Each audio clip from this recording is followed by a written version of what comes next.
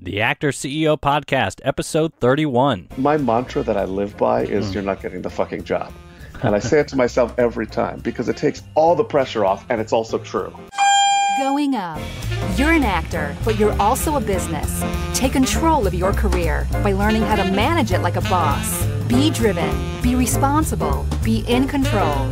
Be an actor CEO. And now, your host, Mike Moreno.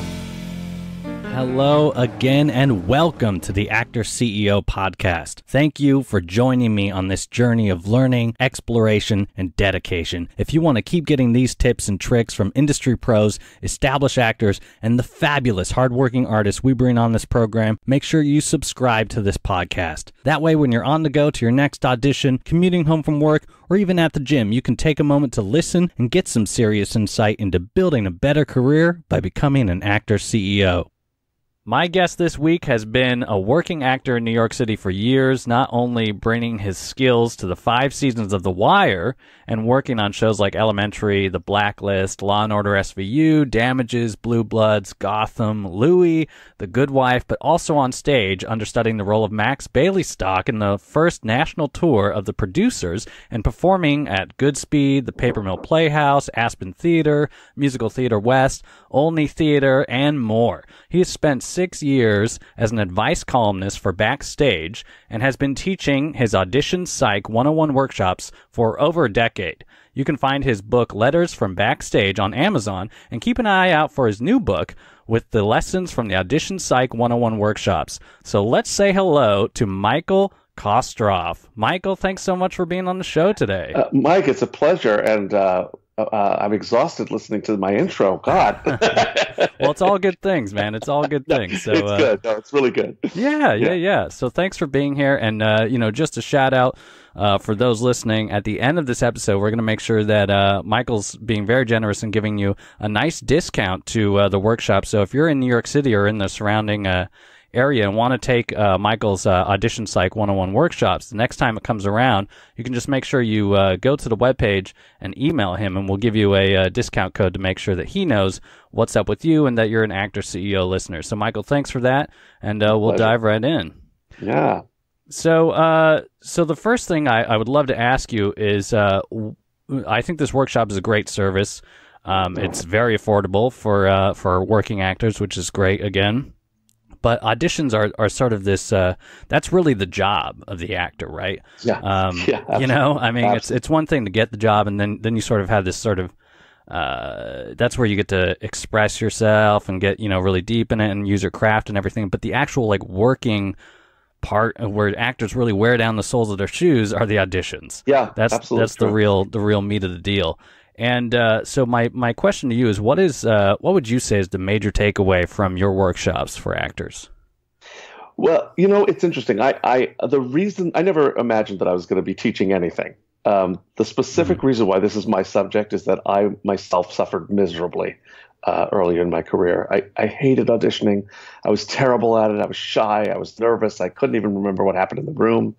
And somehow, through sticking around for a long time and trying to figure all this out, I have gotten so much better at it and so much happier in auditions that I wanted to share that with people. So that I think you're asking me for the biggest takeaway. I think the biggest takeaway is that auditions do not have to be miserable events. We put ourselves through a lot of what I call actor mythology. We've made up a lot of ideas about auditioning that are really actually not true. Mm-hmm. And my workshop has nothing to do with positive thinking or talking ourselves into anything.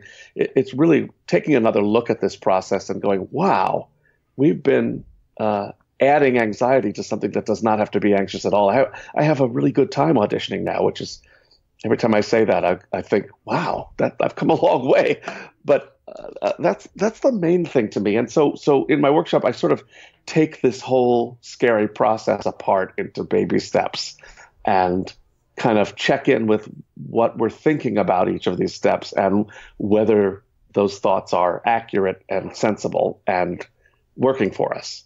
So that's kind of it. That's perfect. Yeah. So let's discuss some of the highlights of that process. Sure. Like, what are the things over the years that you've noticed that maybe are some misconceptions that actors bring into the room? and that you have worked to correct in your workshops and in your books. And also maybe some of the other great tips and good things to keep in mind when going into that audition process. Yeah, you've given me one of my favorite topics, which is mythology. Yeah. I think the whole idea that an audition is a sort of an assessment of whether you're a good actor or not is complete mythology.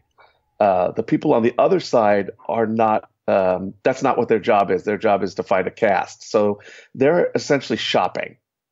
When you go shopping for a pair of shoes and you try to put shoes on, you're not thinking, "Oh, these shoes are terrible. They suck." You're just looking for the right ones, Right. Right.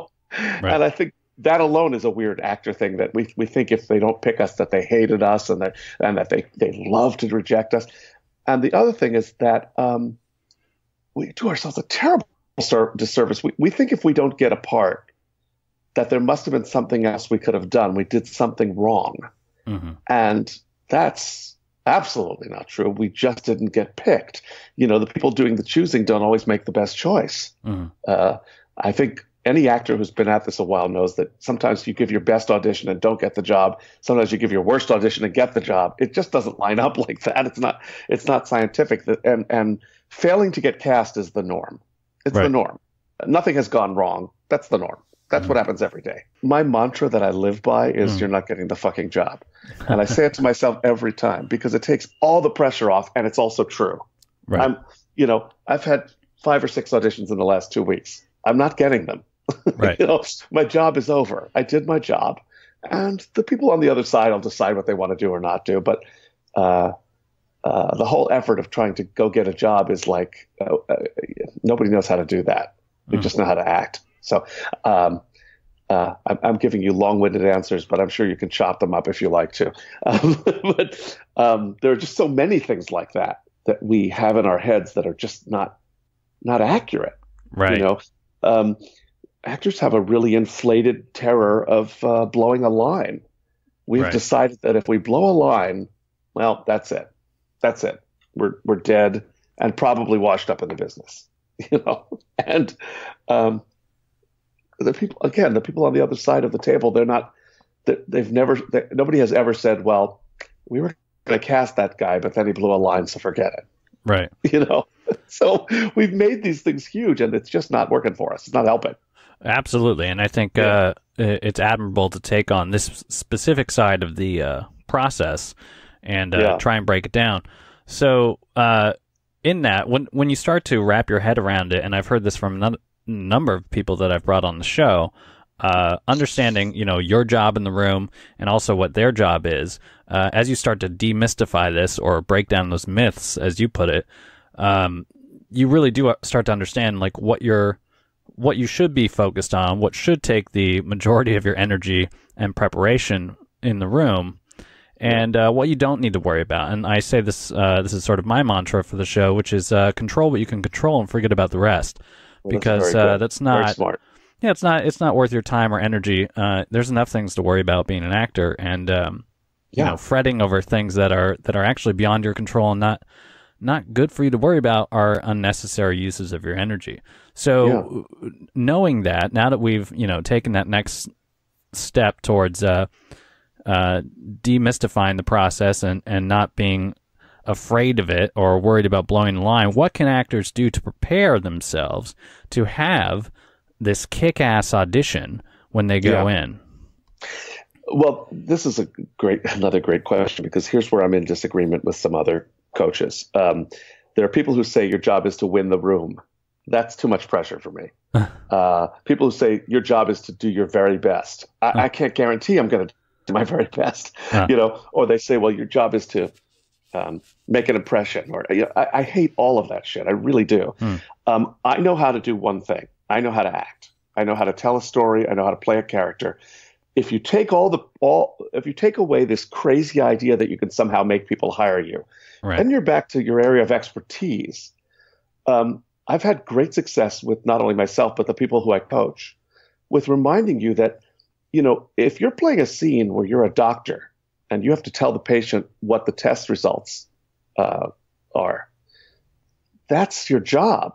that's what you get back to doing what's in the scene, which is I have to let this casting director know, I looked at the chart, here's what we're concerned about, right? It takes away all of the other shit. It takes away impressing them, getting a job, all this nonsense. I suddenly have something very solid and comfortable to focus on. I know how to play a scene where I tell somebody, look, we know that you're guilty and we've got our eye on you. I know how to do that. Right. I know how to do to go in and tell somebody, you've never seen a storm like this. We were all terrified. That's all we're doing. Right. You get back to this wonderful basic thing where you're in. The reason it gets so comfortable is now you're in your area of expertise. Right. Very true. I need to make sure this woman knows that I love her. I need to make sure she gets it. Right. My God, it's so freeing. Yeah. Stop worrying about the other stuff. Stop worrying about whether the casting director is going to like you or any of this. As long as you're doing that part of the job, that's it. Chances are you're good enough and they're going to like you well enough that they'll, bring you back in at some point in the future. You'll make the impression you're looking to make. Yeah. And I'm also, I'm a singer as well. And singers, we really forget about acting. We think about notes and nonsense like that. And you sing so much better when you're trying to do the job of the song, when the character needs to communicate.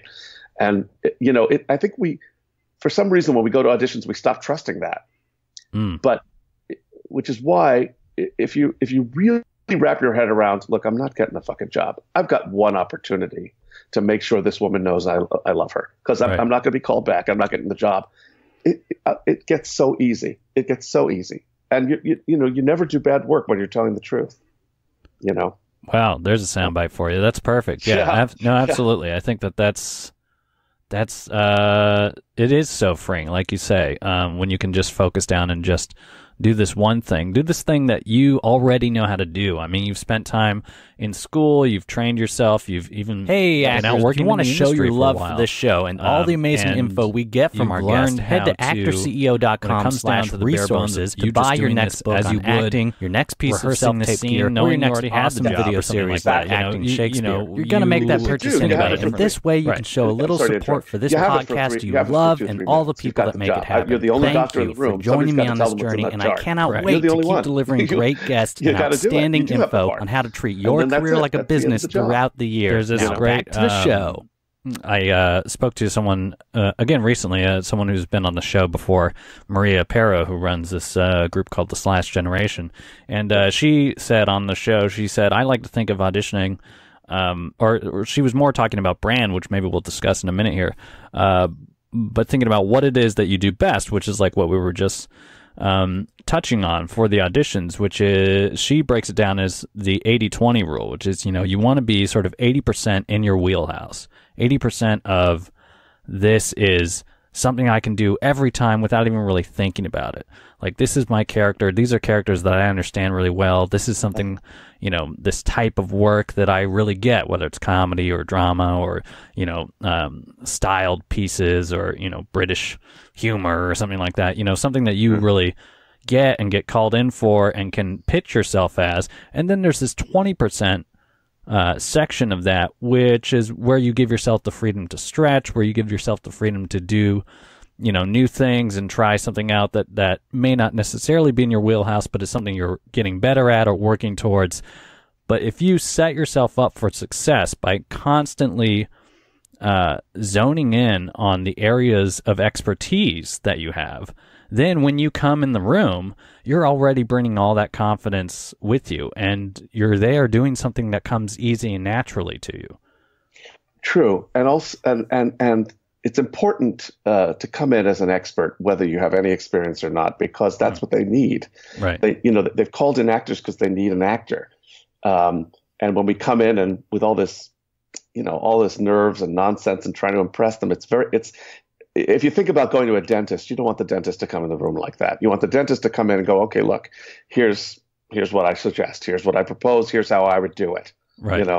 And that's all you ever have. I think that's I like what she's saying, because it supports the idea of having authority in your work. Absolutely. Hey actors, what if I told you you could take acting class with Kevin Spacey or Dustin Hoffman? You'd freak out, right? And then you'd ask, okay, how much? Masterclass is an online learning service that gives you access to acting classes with these master actors for just $90. You can't even rent rehearsal space in New York City for that much, and you get hours of exclusive footage you won't find anywhere else, worksheets and templates, and a community forum to connect you with other passionate performers. This is access you can't find elsewhere, and the knowledge that these two titans of film and stage deliver in these courses is priceless. Click the link on the homepage at actorceo.com or find it on the resources page at actorceo.com/resources. Masterclass provides phenomenal content, so don't miss your chance to learn from the greats. Now back to the show. Let's start speaking maybe perhaps beyond that first audition. What has,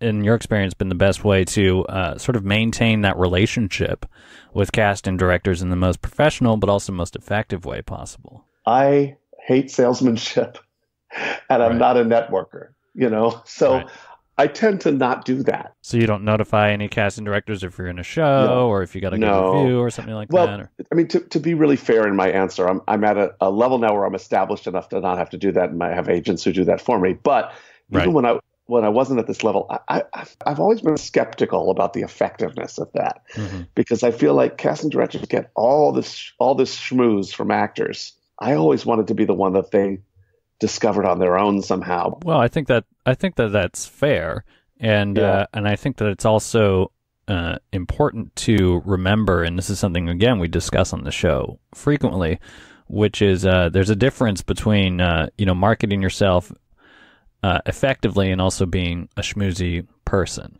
I always want to advocate for the actor's dignity. Yes. and when actors are constantly haranguing people and begging people and stuff, it's not dignified, and I think better of us than that. Yeah, and also nowadays with the ease of being able to get in front of people, there are so many, let me say, less qualified people who are getting in front of them as well and demanding their attention in irresponsible ways, to be sure, and just a lot of that. So you want to be the person that when you are in front of a casting director, whether it's in the room or if you choose to be in front of them in any of these other platforms, you want to make sure you're doing it maintaining your dignity, with respect of their time, and with a full understanding of what their job really is and who they are as a person. And I found, and other people have suggested this too, and even in my conversations with casting directors, that they're much more receptive to actors who are communicating with them like they're people, first of all, and also extremely professional, respectful of their time and the method that they use to communicate, whether it's a postcard or email, or whether you happen to have been around long enough to have communication with somebody over social media. Again, you have to understand everybody's position, everybody's job, and tailor your communication effectively. I agree, and I like the tone of what you're saying. I think also, what goes with that is to present yourself like you belong, like you're an asset to this casting person, not like nobody likes a beggar. That's never comfortable. Right.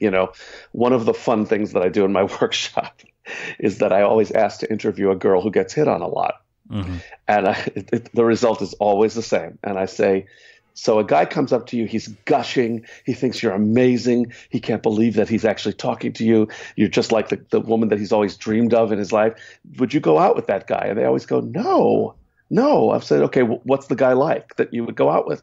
Well, he likes you, but he's got his own thing going, and he doesn't treat you like you're better than him or that he's better than you, and there's an equality there. And I'm like, yeah, and that's exactly it. People who get all gushy and desperate and beggy and apologize all over the place, these are not people who you want to work with. And so I think, again, regardless of what your experience it is, it doesn't serve us well to treat casting people and agents like scary gods that might strike us down at any moment.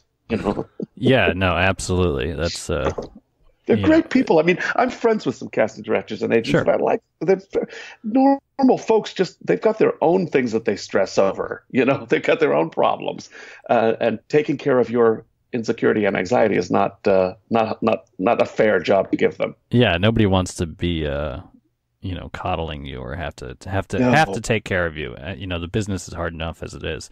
So bringing that full circle, Michael, what are maybe some great things for actors to keep in mind as they go through their audition prep process, or even going into the room, some of the best practices to create that equal footing, to understand where the casting directors come from, to understand what your job is in the room, and to sort of hit those check boxes to make sure that these are the things I'm doing to make sure I'm giving myself the best opportunity to perform what I need to do at my in my best ability under these circumstances, and also making the appropriate connection with the casting person to hopefully have this opportunity again in the future. I practice an approach that's very counterintuitive for most actors, and I'm the king of counterintuitive. I love things that are different from what most people are doing. Super. So I live by a golden rule, which is take care of them, never ask them to take care of you. I love it. I'm the doctor, they're the patient. I'm the expert, I'm the consultant. They're the ones going, we need help here. Yeah, and I love it. It is the opposite of what most actors do. Most actors go to an audition hoping for an experience that makes them feel, justified in their career choice, and they want somebody to take care of them. And that's not a job that anybody wants to take on. Like I said, they've got their own problems. So take care of them, never ask them to take care of you. I try to project I try to bring in with me a sense of, you guys relax, watch what I do. Don't worry about me. I do this all the time. Maybe I can help you out with your casting. And if not, then that's fine. I think of myself like a carpet salesman. Here are the samples. There you go. That's great. And along with that, two bad habits that I think actors should break themselves of. Mm-hmm. One is apologizing, and the other is asking for permission. Mm-hmm. And we do both of those obsessively and habitually, and it's annoying. If I'm saying that I'm the expert, then I'm not going to ask you if I can sit or stand. I've decided that I'm going to do it sitting because that's how I think it's best presented. Right. And if they say, well, we need you to stand for camera, I'm not going to apologize. I'm going to say, great, no problem, I can do that. And we are habitual apologizers. And when I say apologizing, I don't just mean saying I'm sorry. I also mean when people say, this may be a stupid question, but I mean, you probably have already covered this, but maybe it was in the breakdown. I might have forgotten. Anyway, sorry, but all this preamble instead of saying, here's a question. Right. So those two things I think are really important. Again, going back to the dentist, I don't want to be at a dentist and have him ask me what drill he should use. I really don't. I want the guy to say, okay, look, so here's what we're doing. I do this every day.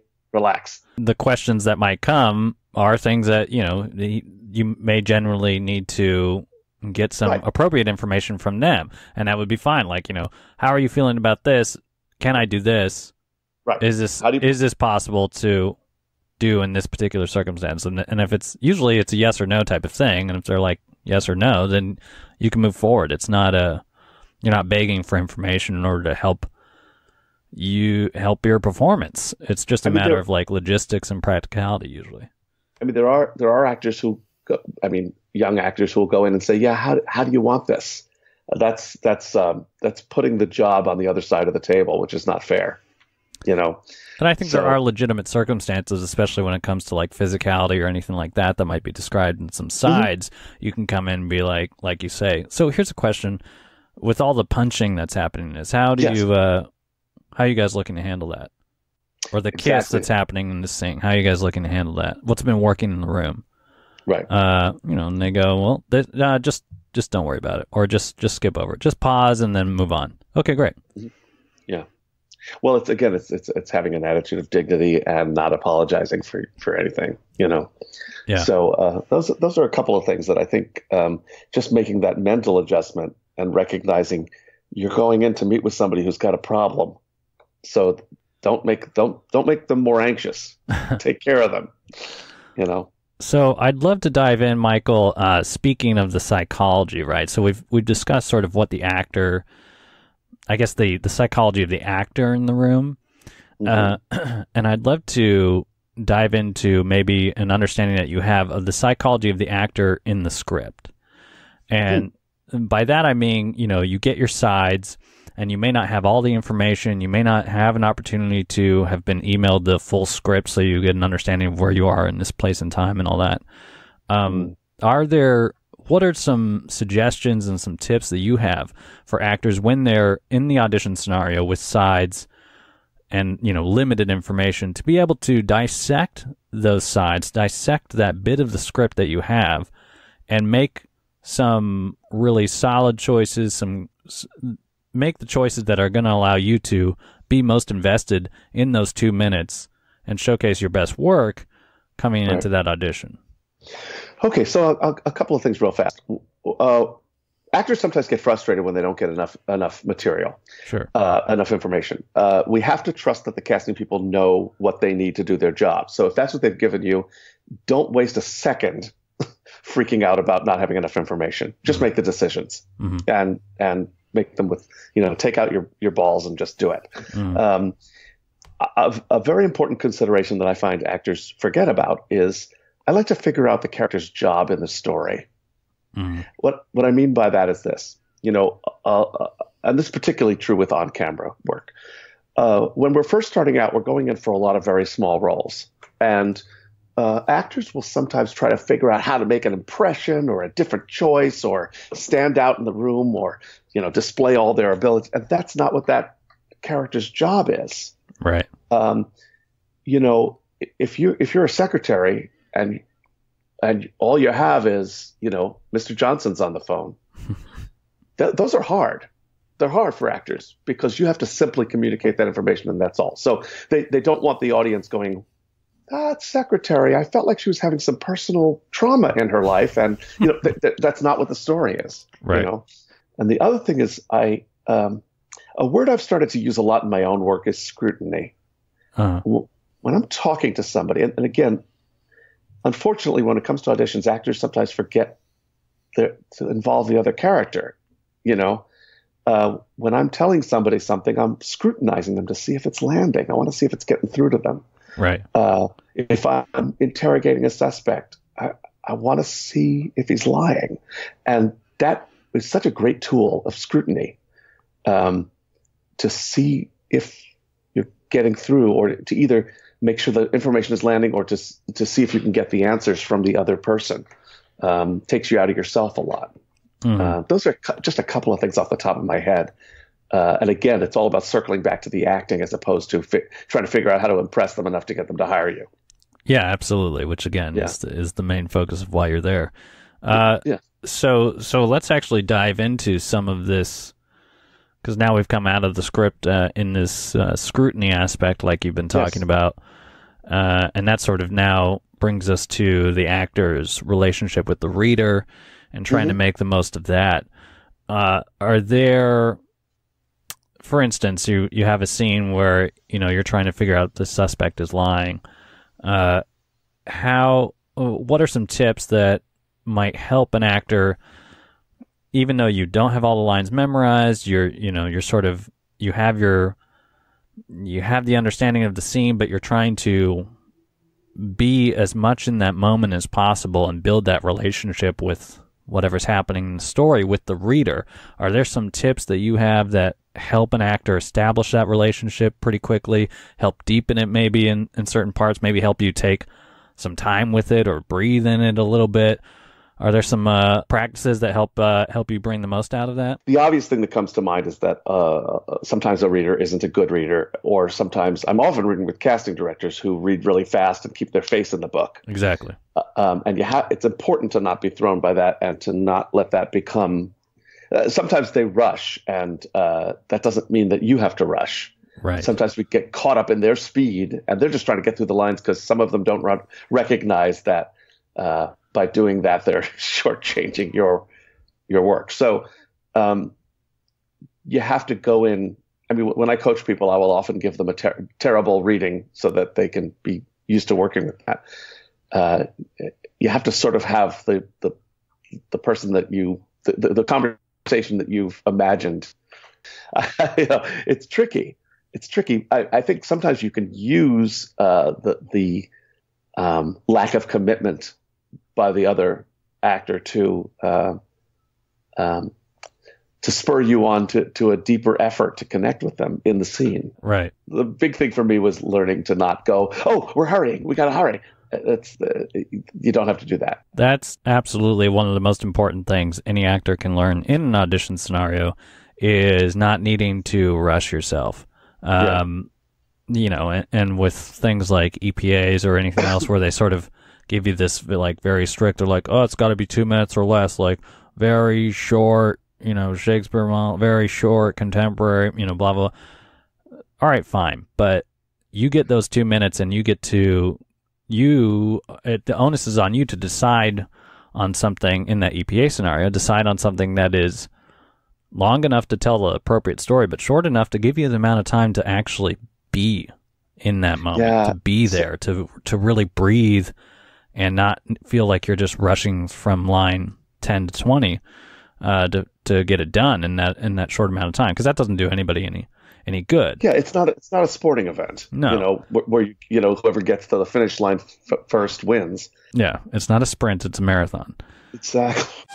Hey, actor CEOs. I hope you're enjoying this episode of the podcast. I just want to take a second to remind you to sign up for our newsletter at actorceo.com/newsletter. When you do, you'll get exclusive content delivered to your inbox on Monday alongside the episode release. It's a great way to add tools to your arsenal like an audition scene database, video tutorials with guests, deals on business cards and headshots, and many more that are only offered in the newsletter. Take your career to the next level and sign up at actorceo.com/newsletter.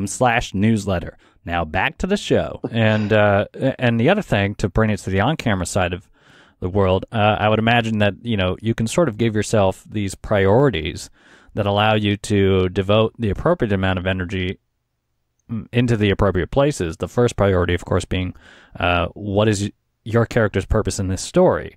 Mm-hmm. What is your purpose in this show? Why are you here? What are you saying? Are you the secretary, or are you trying to divulge plot information that's going to make us turn a corner or something like that? Right. That's important, and that will determine the amount of time and energy you need to spend on certain elements in the scene in order to develop the story, which is what you're there to serve.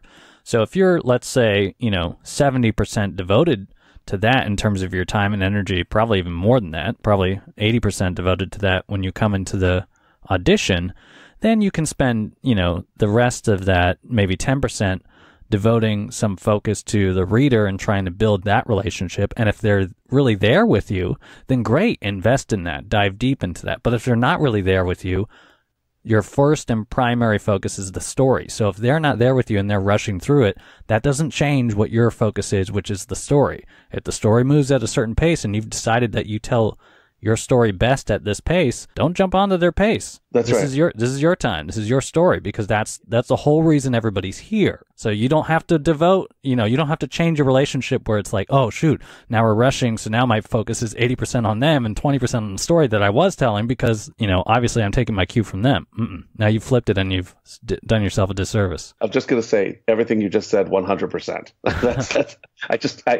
I couldn't agree more passionately, because sometimes they rush because they don't know that might throw you or make you rush. They don't really want you to rush. They're just rushing because they don't know any better. Right. So I never talk about my auditions as a matter of policy, but I'm going to break my rule.